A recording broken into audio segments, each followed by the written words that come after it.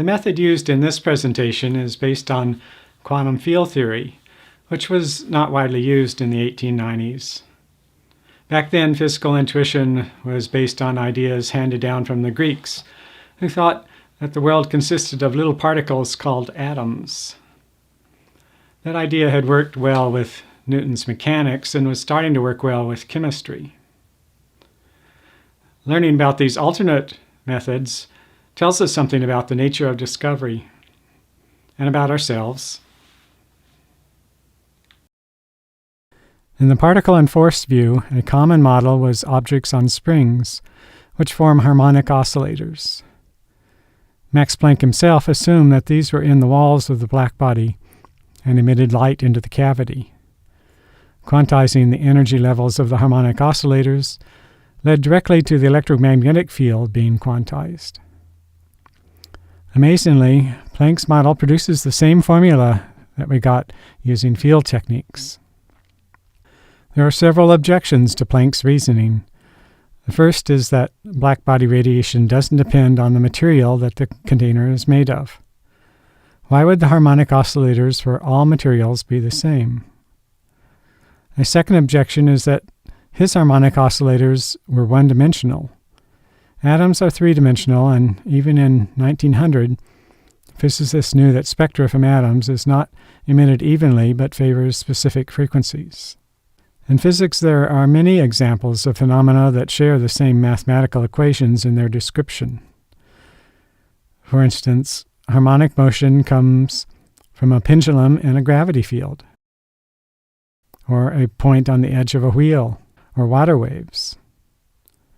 Planck had found that the formula for black body radiation looks like it could be derived from one-dimensional harmonic oscillators. The reason that Planck got lucky is that special relativity and Maxwell's theory have some equations that mimic harmonic oscillators.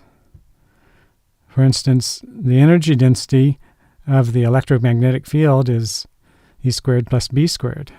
After the four Maxwell equations are applied, there are two remaining squared coordinates, which matches the number that one-dimensional harmonic oscillators have.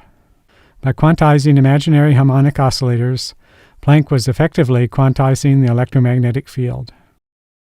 Max Planck couldn't have known about the third objection to his reasoning.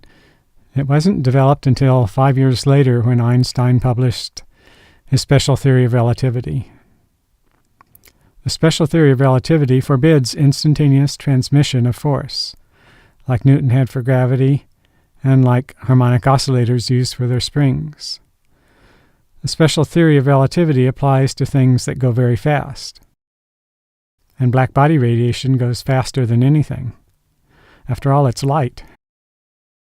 Einstein reviewed Planck's work and saw some other analogies. He compared Planck's equations with what you would get if the electromagnetic field were composed of particles like atoms in a gas. Einstein called them light quanta, but now they are commonly called photons, or particles of light.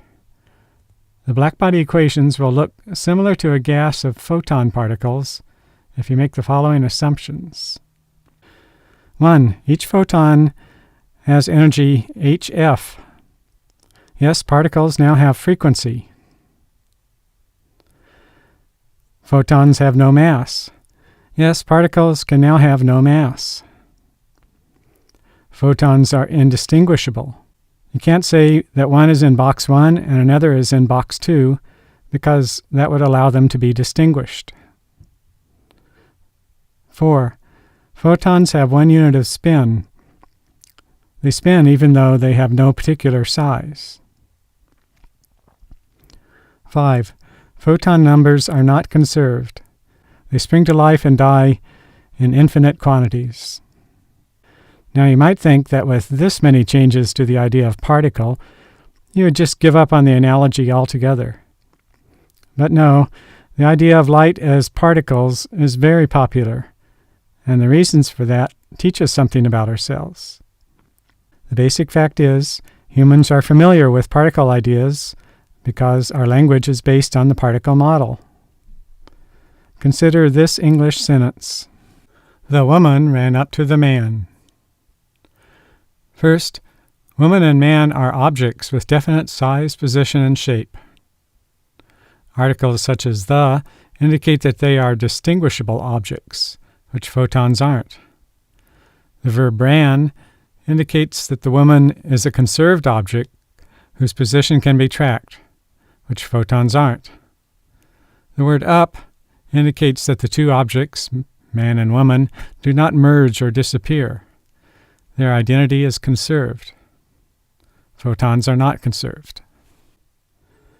Now, physicists have to use human language to talk about physics. They use the word photon knowing the limitations of the particle idea. However, popular scientists routinely write stories that interpret the particle idea literally. Their audience wants quick explanations in terms of their existing language, with no mathematics.